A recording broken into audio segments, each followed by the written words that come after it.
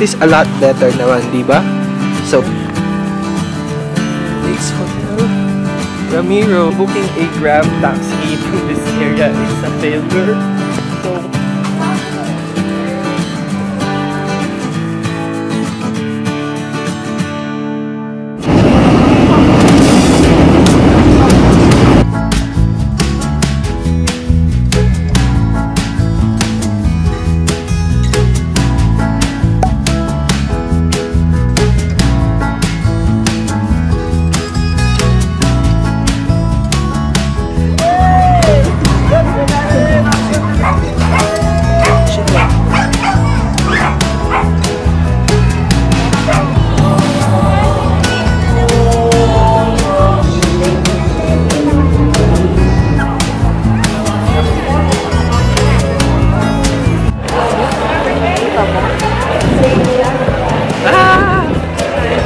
hello guys! Hello guys! Okay, it's kind of windy. So we've been to the Quiapo Church already and we're heading towards Binondo, Chinatown because somebody wants to eat Chinese food. Okay, so it's gonna be a short walk from here. I look terrible, but somebody looks stunning. Oh, somebody shopped at the big garment sale yesterday and got it for how much? That 150. Just less than, that's actually less than $3. So our agenda for today is to go to Chinatown, take some pictures and eat. We're gonna eat lots of Chinese food today. It's actually 3 p.m. already, so we're gonna try our best to catch the restaurants open.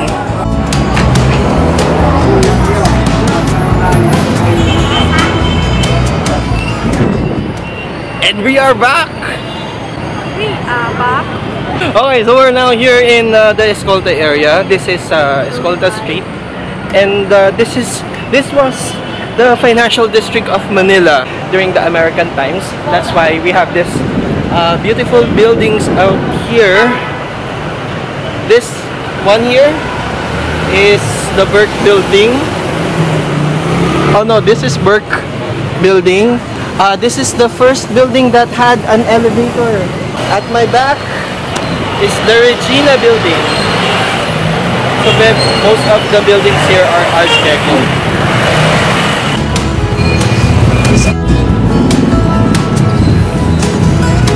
Welcome to Chinatown! Okay, so this is the Filipino-Chinese Friendship Arch. And one sad thing happened just a few moments ago.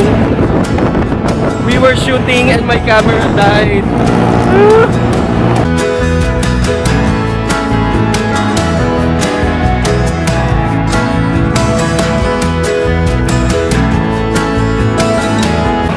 Our first stop for today, this afternoon, is Lupang Hong fresh spring roll.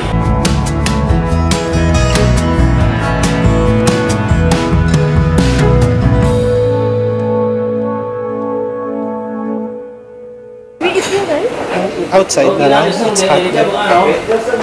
Isa nga po. Hello guys! So we're here at Lupang Hong and we're trying the Chinese spring roll, fresh spring roll, lumpia.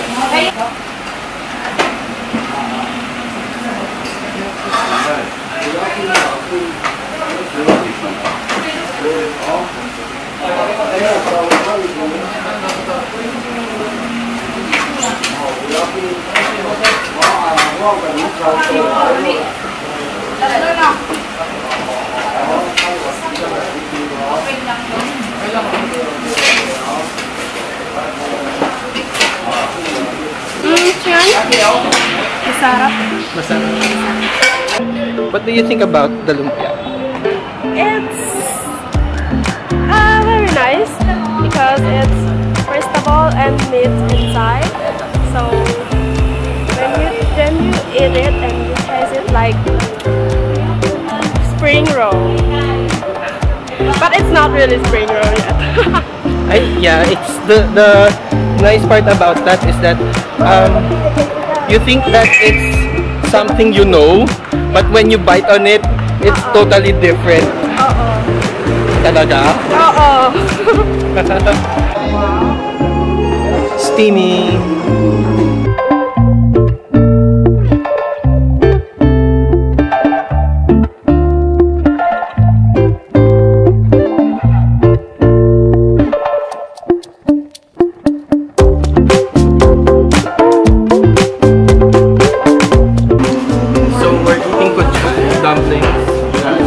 Here in Bombay, dumplings. It's 14 pieces for 200 pesos, or just a little below, a little less than $4.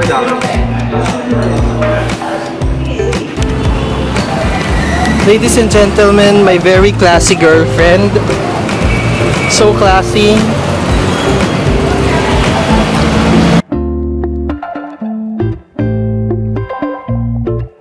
I'm so excited now!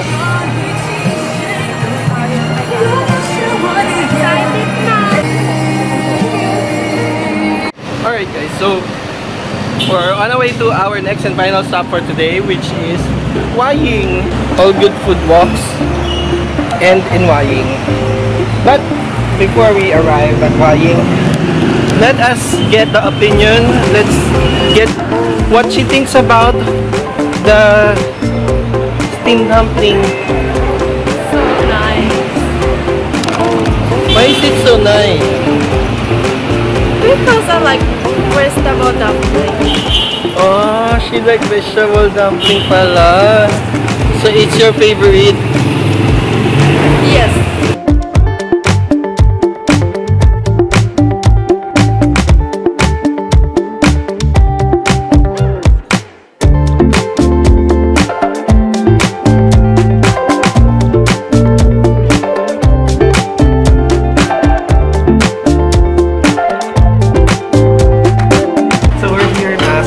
Waying restaurant here in Binondo, and it's our last stop for our food trip here in Chinatown.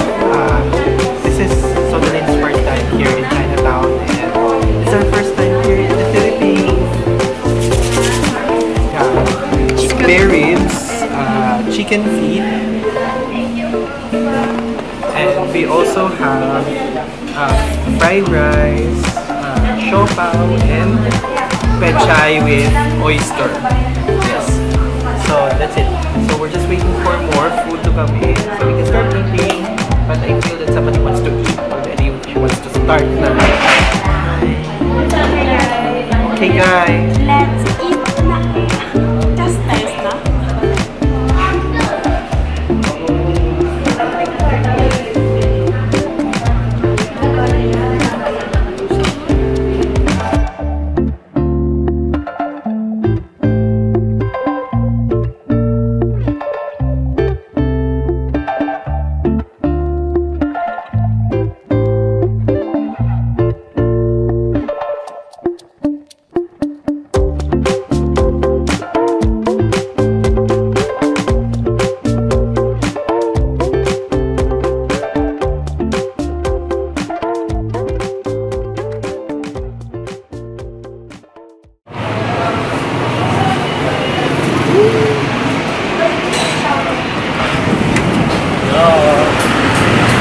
So that's Waying, and really good food. I love their chicken feet and spare ribs. Yeah, I like the spare ribs and fried rice. Siopaw not so much. It's very dry.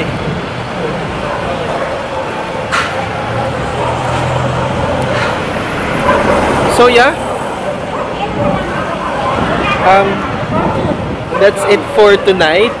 But we are checking in sa Malate area so that we can go to Intramuros really early tomorrow morning. Medyo malayo kasi nagre-reklamo si Madam na malayo daw, di ba? She doesn't like my house. Ay, nako, no! You said yes na. I said just when. Yeah. So we have to go to Indramulog early. That's why we have to stay here. Okay na? Okay na. When I say, let's leave 1 o'clock, we leave 2 o'clock. Grabe. Still at Chinatown. Oh. Milk tea. It's not powder, no? I don't think so. They have tea, oh. Oh, go na. I know you want it. Okay. Stop over Chawadi Cup. Okay, this is Chawadi Cup here in Binondo area. Do you like it because no powder? Yeah, it's original. Thai No milk powder. tea, no powder. One time I ordered Thai milk tea in the mall and they just mix powder. But here it's real. Wow! Cheers, guys! Oh, you taste some. I taste now. It's okay.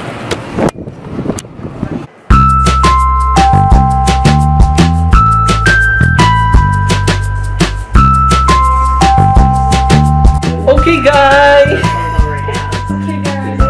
So we're staying here in a hotel here in Malate. It's called the Bay Area Suites. It's called the Bay Area Suites, and it's being managed by Oyo, one of the newest hotel management chains here in the Philippines. So let me just give you a quick room tour. This is not a sponsored segment. This is my second time here in Bay Area Suites, and I really like it here because it's so clean, it's so new, you know, and the staff are friendly. They even remember me when I checked in. So let me give you a quick room tour. So this is the door, and as soon as you enter, you want to put in your power card, and you have a nicely done bathroom. Hello. Okay, so you have 2 towels there, and if you want a pitcher of water, you can request. We actually booked this last minute, so yeah, we didn't have enough, or we didn't get the chance to choose a single bed because somebody doesn't want to come to my house. Okay, what do you think? And these are the 2 beds. You have a luggage rack here, some storage, you have safe, there's a nice mirror here, and you got a TV. So that's, what do you think?